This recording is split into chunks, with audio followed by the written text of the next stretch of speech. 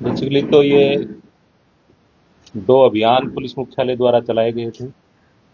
एक एनडीपीएस को लेकर के था, जिसमें हमने इस अभियान के दौरान लगभग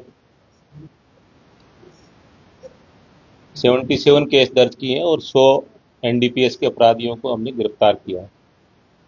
और काफ़ी मात्रा में डिटेल आपको प्रेस नोट दे रहे हैं। इसमें आपका अफीम, गांजा, एमडी, स्मैक, सभी तरह के मादक पदार्थ के तस्करों को गिरफ्तार किया गया और बड़ी क्वांटिटी में जो है ये केस दर्ज किए गए हैं।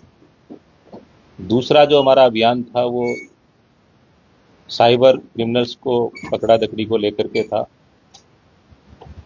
उसमें भी काफ़ी लोगों को नामजद करके करीब 22 लोगों को इसमें अरेस्ट किया गया है। और एक दिन का जो हमारा अभियान चलाया गया था उसमें एक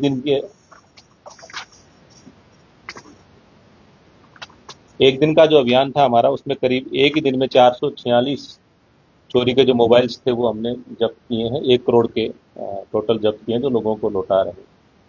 एक इम्पोर्टेंट चीज, दूसरा जो सबसे इम्पोर्टेंट चीज जो था पुलिस विभाग के पुलिसकर्मियों के मनोबल के लिए, तो इस 2 माह का जो हमारा समय था इसमें हमने पदोन्नति के जो प्रकरण थे कुल मिला के हमने 236 लोगों को अजमेर रेंज में पदोन्नति के आदेश जारी किए, उनको पदोन्नत किया है। विशेष रूप से नागौर जिले में कई वर्षों से जो head constable to ASI, constable to head constable के जो पदोन्नति के जो प्रकरण थे वो लंबित थे। वर्ष 2016 से लेकर के अब 2024 में करीब 8 साल बाद उनके पदोन्नति के जो अवसर उनको प्राप्त हुए हैं, लेकिन बहुत सारे पुलिसकर्मी उसमें रिटायर भी हो गए।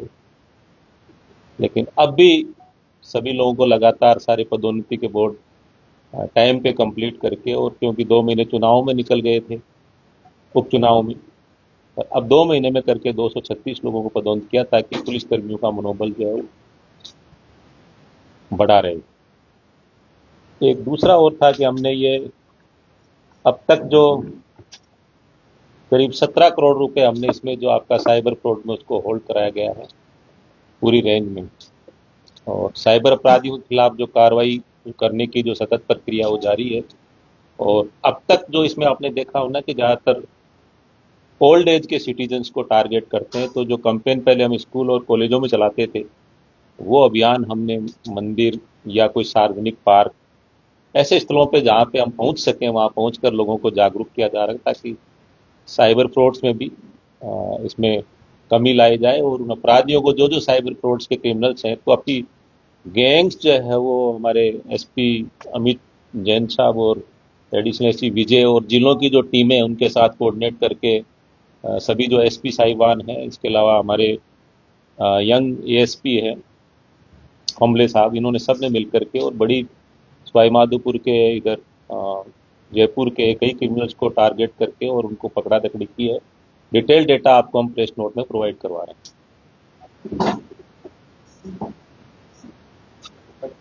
पर ये नशे की खेल क्या बात करते हैं, ये अजमेर रेंज में सबसे ज्यादा कौन से क्षेत्र? बेसिकली ये ट्रांजिट रूट है। यहाँ पे आपको पता ही होगा ना कि यहाँ पे नशे का ऐसा कोई प्रोडक्शन यहाँ नहीं होता है, लेकिन ये आपका चित्तौड़, आपका इधर का जो बेल्ट है उससे मारवाड़ को जाने के लिए एक ट्रांजिट रूट है। तो ज़्यादातर ये रास्ते में जो नाकाबंदी के दौरान जो क्रिमिनल्स जो है वो पकड़े गए। पर लेकिन इसमें अक्सर देखा था, इससे पहले भी कई मामले आते थे जहाँ माल तो बरामद हुए थे, लेकिन जो इसका सरगना होता है वह कई बार पुलिस की रफ्ते बाहर।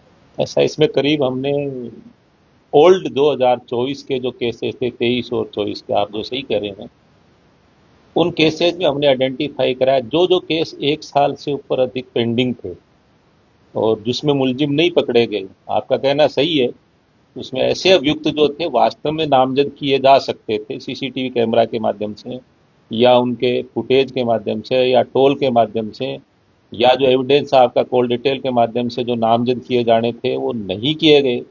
ऐसी हमने करीब 40 फाइलें जो 1 साल से ऊपर पेंडिंग थी उनको तलब करके और हमने उसका थोरोली उन फाइलों को देखा गया और हमने 21 जो हमारे पुलिस के अधिकारी थे उनके विरुद्ध आरोप पत्र दिए हैं कि वास्तव में उन्होंने इन्वेस्टिगेशन में कमियां करके और उनको मतलब मुलजिम नहीं बनाया है, उनमें देरी की। तो निश्चित रूप से इस चीज़ को सुपरवाइज करने की व्रत लेवल पे, जिला लेवल पे और रेंज लेवल पे भी आवश्यकता है कि इस तरह के केसेस जो वास्तव में जो बड़े क्रिमिनल्स हैं उनको अगर पकड़ने में कोई कोताही करे जाए तो उनके खिलाफ कठोर कार्रवाई की जानी चाहिए और वो कार्रवाई की गई है।